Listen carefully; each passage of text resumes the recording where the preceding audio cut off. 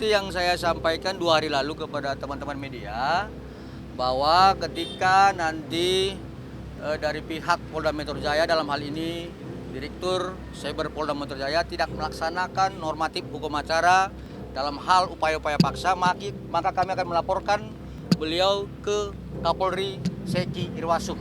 Nah, jadi tadi surat sudah disampaikan, kita lihat perkembangannya, apakah kemudian asas equality before the law itu dilaksanakan di pihak penyidik.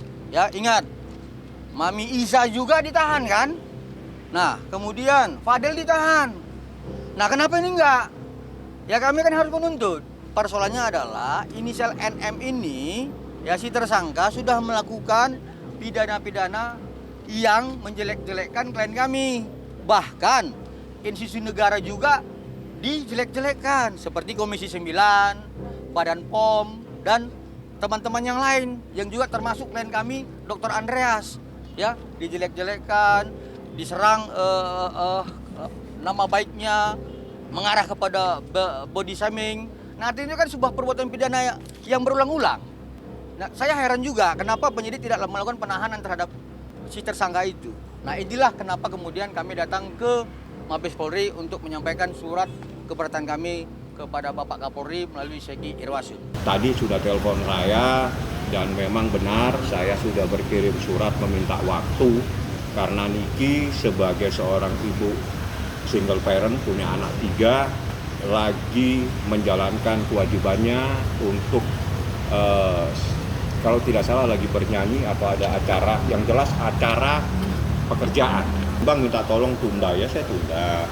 Terus saya bilang, nih bagaimana cerita? Ya bagaimana, saya itu tidak kenal dengan seseorang ini. Jadi di dalam hukum itu niat itu kunci dari persoalan. Terpaksa saya buka. Kalau misalkan ada yang sudah ditetapkan menjadi tersangka dan tidak menghormati asas formil, ya Polri harus kembali menaikkan martabat Polri. Jadi jangan mau diatur oleh tersangka yang jelas sudah melakukan tindak pidana. Saya pribadi tidak terkesan buru-buru, tetapi hukum acara memerintahkan kami untuk menegakkan konstitusi. Itu aja, ya.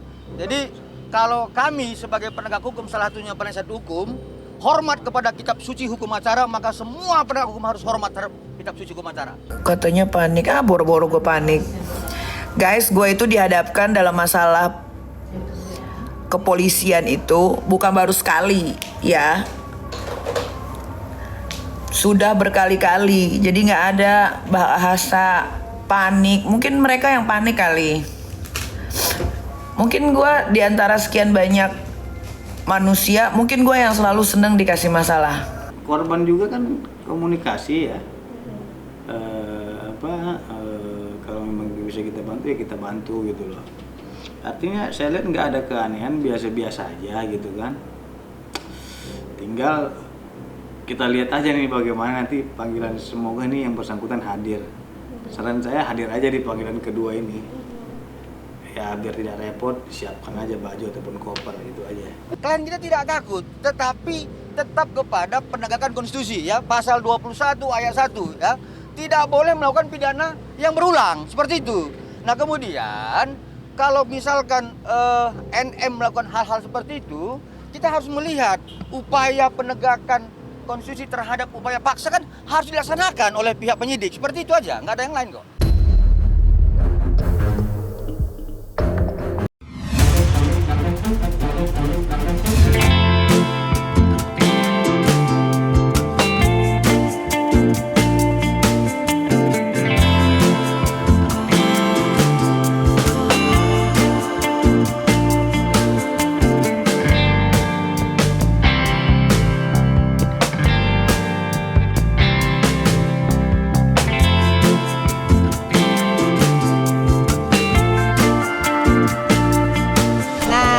Kita tunggu nih tanggal 28. Atala mau memberikan statement tentang bagaimana itu ceritanya. Katanya mama nggak boleh ngomong.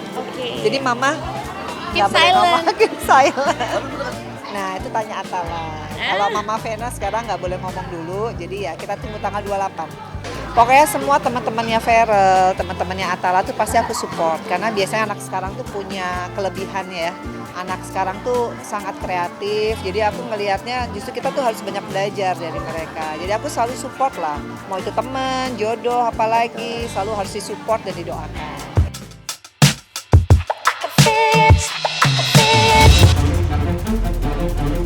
Hari ini saya bersama dengan Adinda Firdaus Owiwobo akan memenuhi panggilan dari Subdit 1 Dit Tipidum Bareskrim Mabes Polri untuk dimintai keterangan atau undangan interview dan atau undangan klarifikasi terkait dengan laporan polisi yang dilakukan oleh Bapak Ketua Pengadilan Negeri Jakarta Utara. Dan kami diperlihatkan video yang dari pihak Pengadilan Negeri Jakarta Utara yang dilaporkan oleh Bapak Dr. Haji Ibrahim Alino SHMH.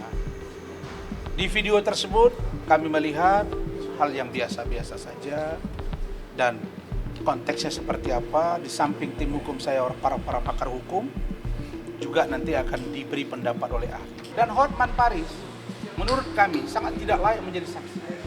Karena kejadian itu hanya sekali saya pegang bahunya, habis itu dia pergi dibawa keluar. Sampai dia pulang, dia nggak tahu kejadian seperti apa. Begitu juga dengan setelah diskor yang kedua, dia nggak tahu, jadi nggak layak. Nah, jadi bahasa-bahasa Hotman yang mengatakan istri saya, Bu Ade, kemudian Bu Yeli dan Neti, itu sama sekali nggak sinkron. Karena memang dia tidak tahu faktanya, dan kami yakin insya Allah ini akan selesai dengan baik. Artinya Pak Rasman adalah pribadi yang gentle. Kita pastikan kita akan hadir jika penyidik meminta keterangan tambahan. Tapi yang pasti kami telah mengajukan saksi ahli. Saya pikir saksi ahli dan saksi adechart kami dulu diperiksa, baru kalau memang ada pemeriksaan tambahan, baru ke situ poinnya. Kami tidak bermaksud menyerang institusi, tidak menyerang institusi kehakiman, mulai dari Mahkamah Agung, Pengadilan Tinggi, Pengadilan Negeri, no. Tidak juga kejaksaan, tidak juga kepolisian, tidak juga KPK, tidak juga lawyer, tapi oknum. Kalau bicara oknum, itu adalah sebuah koreksi. Saya dengan Saudara Firdaus sudah meminta maaf lisan dan tulisan. Itu tadi. Sekali lagi saya meminta maaf berkali-kali atas kekeliruan saya sebagai kuasa hukum Pak Rasman. Saya minta maaf kepada Ketua Pengadilan, kepada Ibu Hakim juga, Ibu Sofia Tambunan. Memohon maaf yang saya ikhlas-ikhlasnya. Karena biar gimana, laporan ini saya tidak menganggap laporan untuk menghukum saya atau menghina saya, tapi ini membuat pelajaran bagi saya agar saya ke depan lebih menghargai lagi persidangan, lebih menghargai lagi pengadilan. Walaupun ini cara spontan, ini bentuk daripada mungkin orang tuanya ya, orang tua kami Mahkamah Agung menegur kami sebagai pengacara seperti itu. Walaupun di dalam 4 pilar korelasinya kami adalah penegak hukum sejajar dengan mereka, tapi kami di sini menganggap Mahkamah Agung adalah orang tua kami. Jadi atas laporannya Pak Ketua Pengadilan kami fine-fine aja. Apapun hukumannya kami akan menerima. Saudara Rasman sendiri dan juga Saudara Firdaus Owiwobo beberapa hari lalu. Saya rasa permintaan maaf itu tepat sekali ya. Artinya dia sebagai terlapor barangkali sudah merasa salah sehingga mungkin kemarin kilam dan sebagainya, sehingga itu suatu bentuk dari sikap yang baik buat Pak Rasman dan juga buat Firdaus Owiwobo tersebut. Ya, pembelajaran lah bagi kita semua. Tidak hanya pembelajaran buat terlapor ya. Kami pun juga merasa tidak senang kalau persidangan itu dibuat seperti itu ya. Jadi itulah wujud komitmen dari pimpinan sudah kita lakukan. Ya nanti kita lihatnya saja.